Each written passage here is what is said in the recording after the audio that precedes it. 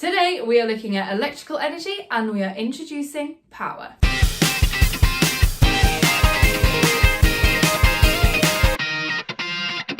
When we are looking at circuits, we can consider the electrical transfers that are going on. Do we have to?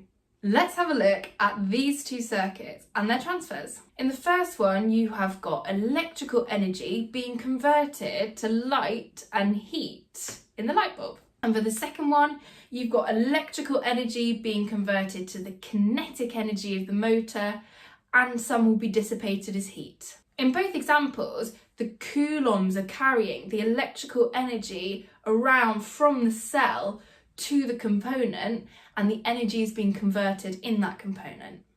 But I know what you want to know. How can I calculate the energy? Well, you're in luck. Here's another equation. E, energy in joules, is equal to I, current in amps, multiplied by V, voltage in volts, multiplied by T, time in seconds. So let's have a look at an example using this equation. I have a kettle. It is connected to a 12-volt supply and there are 20 amps flowing through it.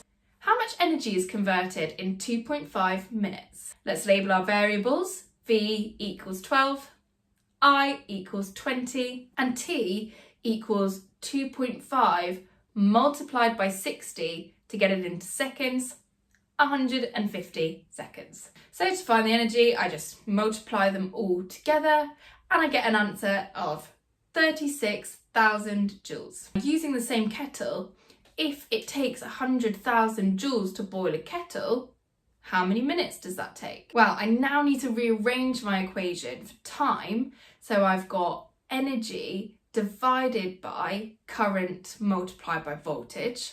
So I get my energy, which was 100,000 joules, divided by brackets 12 times 20.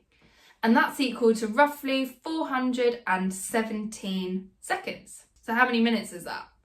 Well, divide through by 60 and you get 6.95 minutes.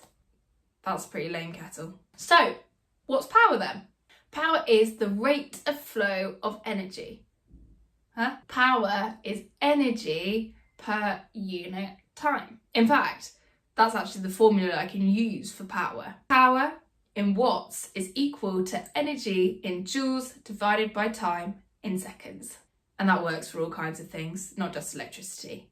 So why don't we work out the power of my kettle? What is the power of that kettle that took 6.95 minutes to boil the water? Well, remember my energy transferred from my previous example was 100,000 joules and my time was 6.95 minutes, but I need to convert it into seconds, so I multiply it by 60. Then I've got my power is energy over time is 100,000 divided by brackets 6.95 times 60. And that's equal to 240 watts. Now, the reason that power is useful is because it tells me the amount of energy transferred per second. So that means I can easily compare the amount of energy that two different devices will use for the same amount of time.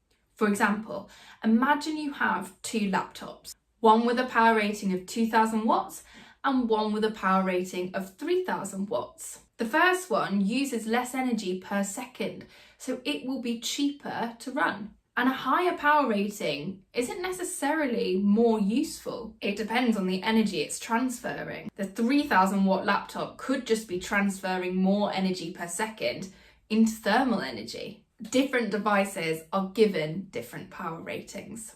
In the next video, we're going to visit some power equations that are used just for electricity. Hope you found that helpful. Please do download the notes below.